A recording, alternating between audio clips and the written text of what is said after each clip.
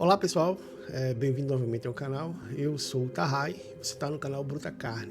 O canal aqui tenta conversar um pouco, dar um olhar diferente, uma perspectiva diferente sobre o que é comentado na internet, né? Já tem algum tempo aí que eu venho falando nos fóruns aí, com os colegas, né, sobre esse conceito, né, de Israel, né? Enfim, do Estado de Israel, de toda essa bronca aí com Hamas e a Palestina. Só que assim, todo mundo foca muito na questão da batalha, né? Da luta, da batalha, de quem está certo. Eu vejo muitos, o que a gente chama de sinoístas, né? São aqueles que defendem o Estado de Israel. Essa aqui é a terra das 12 tribos, né? E se você for na Wikipédia, né, e procurar sobre formação do Estado de Israel, você vai ver toda uma construção, né, de narrativas e de conhecimentos, né, sobre a formação do Estado de Israel pró-judeus, né, de Israel.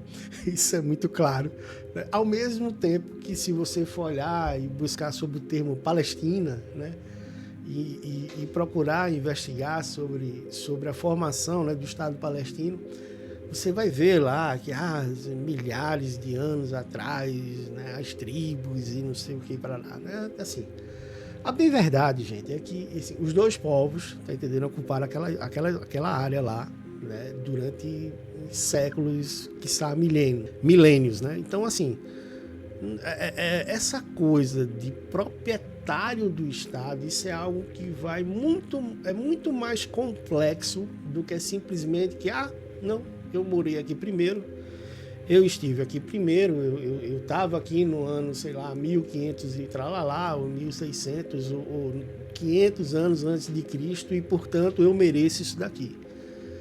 Gente, no conceito moderno de formação do Estado, esse conceito ele não é um conceito concreto. Ele não é sequer aceito. Tá entendendo? Então, assim, essa coisa de dizer que eu morei aqui antes e, portanto, isso aqui me pertence, né? Ele não funciona muito bem assim quando a gente está se tratando de formação de estados, né? E aí que eu estou falando países, né? E não é assim, porque não é uma questão territorial da sua propriedade, né? A gente está falando de uma questão proprietária de uma nação, de um povo indo morar, né, em algum lugar. E então, para poder já, enfim, falar a teoria de que eu defendo, tá entendendo? Que é a teoria moderna, né, da formação dos países e estados, né? Você primeiro tem que conhecer o conceito de Estado. O que é o Estado? O Estado é um território, o povo, né, e a lei.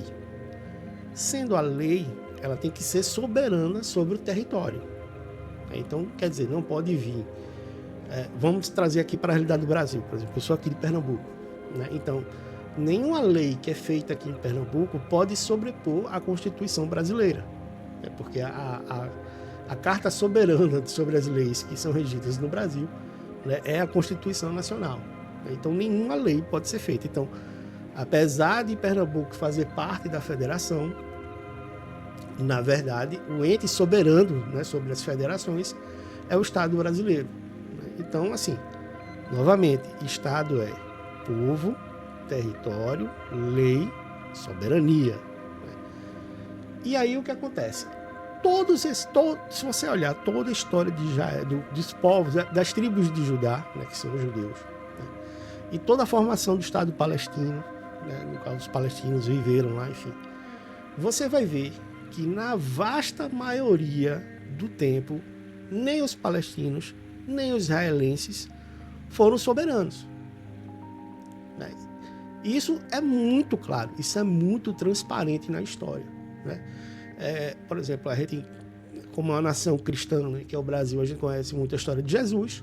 Quando Jesus nasceu na área de Judá, né? Que fica óbvio, né?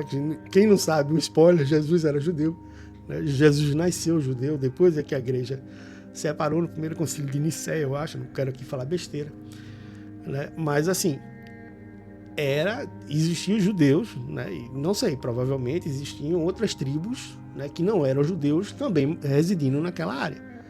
E quem era o proprietário, quem era o soberano, era o Estado romano.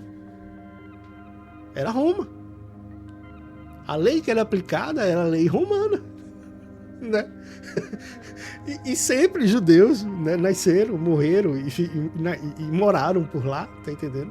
Assim como provavelmente descendentes dos palestinos, antecessores, né, dos palestinos de hoje, também devem ter morado e residido por aquela área de lá, né? E aí Roma, ela governou até o século V, eu acho, né? Por aí, mais ou menos. Eu sou muito bom de história, eu vi isso em alguma página na internet. Depois tiveram vários impérios, né, de várias nações, né? Parece que até os palestinos dominaram mais essa área, né? Mas no ano de 1500 e alguma coisa, o Império Otomano, ele sobrepujou a área, né? E ocupou e dominou aquela área durante 6 séculos, gente. 600 anos. Então, o legítimo dono e território da área é aquele que consegue exercer soberania sobre o território, né? E não eram os judeus, e também não eram os palestinos, eram os otomanos, né? Se a Palestina governava junto com os otomanos, ainda assim ela era sobrepujada pela lei otomana, né? E aí o Império Otomano, ele só caiu na Primeira Guerra Mundial, em 1920, né, 19 e 20, né? Então, aquele território que era de propriedade dos otomanos, não era nem dos judeus, nem dos palestinos, era do Império Otomano, né? Ele foi sobrepujado pelos ingleses e franceses, né, que tomaram aquela área e rebatizaram a área como Palestina, né? Por quê? Porque provavelmente boa parte dos palestinos moravam naquela área.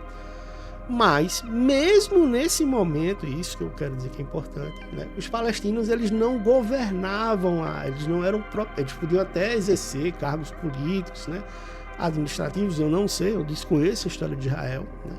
Mas eles não eram proprietários da área. Quem era o proprietário da área? O governo da Inglaterra e o governo da França, né, que foi os vencedores, né, enfim, que dominaram o território.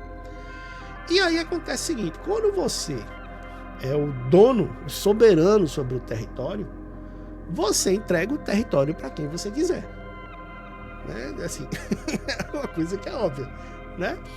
Se eu sou o dono desse território, né, e eu me quero desfazer dele, né, eu entrego para quem eu quiser, da forma como eu quiser, né? E aí, palestinos me odeiem, né, judeus me odeiem, não sei, enfim, o território, tá entendendo, de Israel deveria permanecer como foi estabelecido em 1948 no Conselho da ONU, quando se formou a ONU.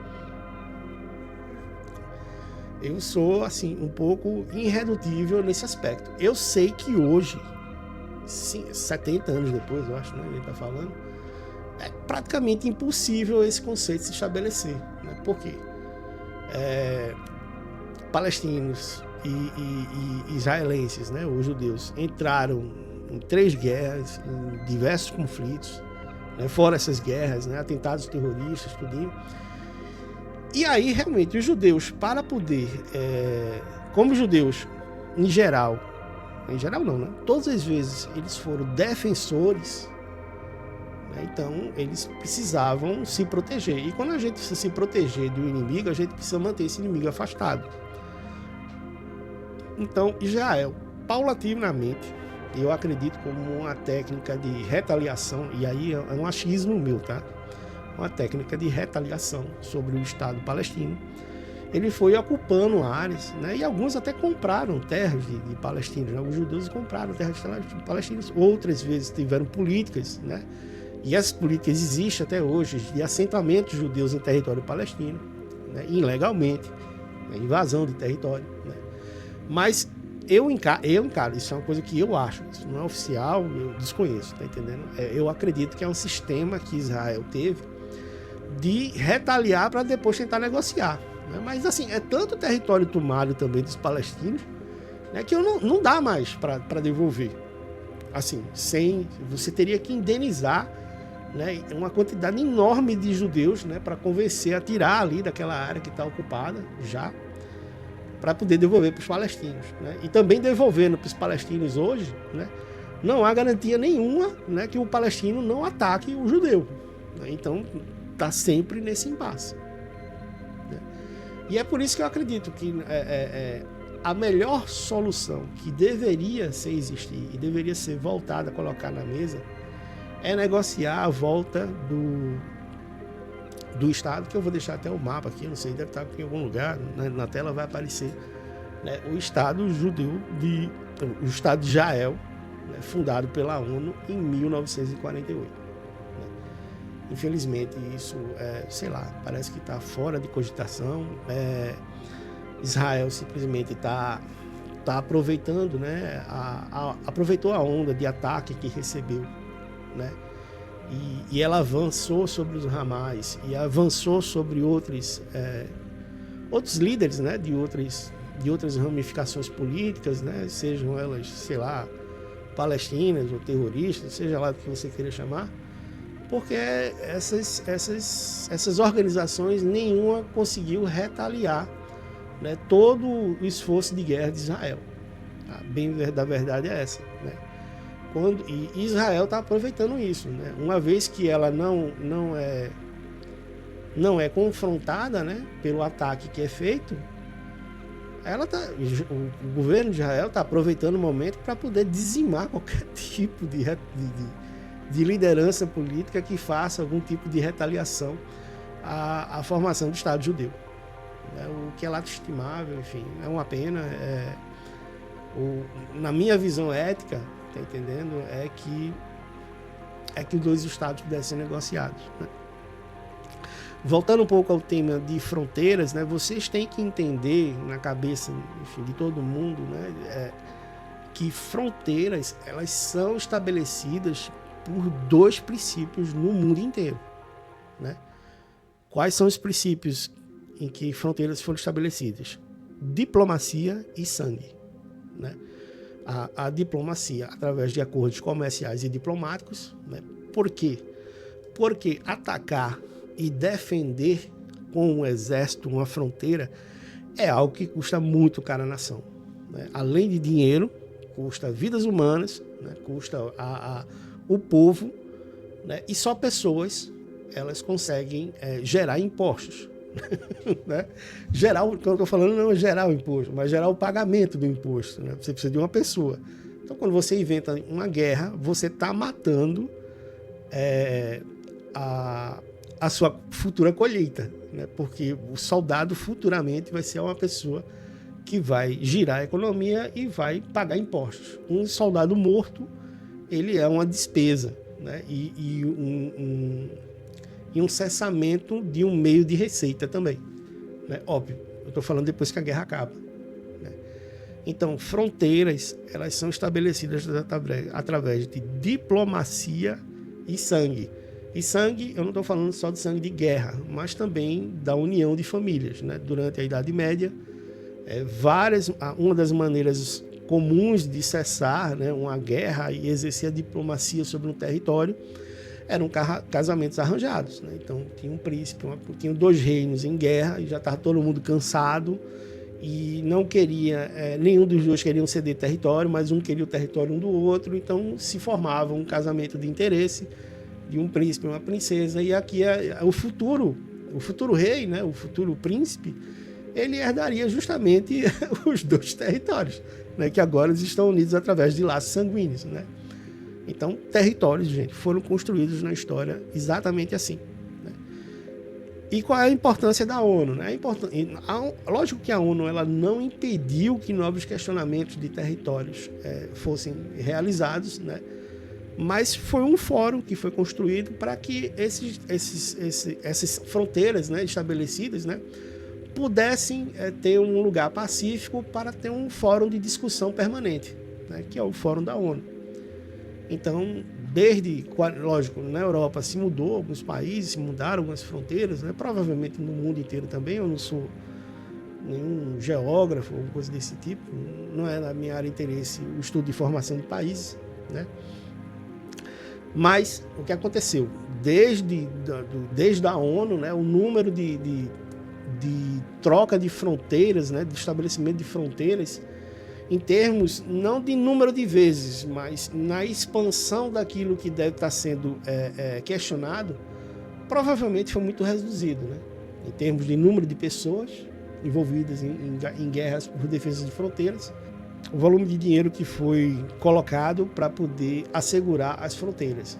No momento que isso já está estabelecido e está pacificado num acordo, né, com as 190 nações, mais ou menos, que a gente existe, fica mais tranquilo para que você desenvolva o próprio país, né, se preocupe em gastar dinheiro desenvolvendo o país, em vez de gastar dinheiro, enfim, crescendo o exército e ampliando militarmente o seu domínio, né, enfim, ou a sua força militar, né, e que só faz aumentar os teus custos, né?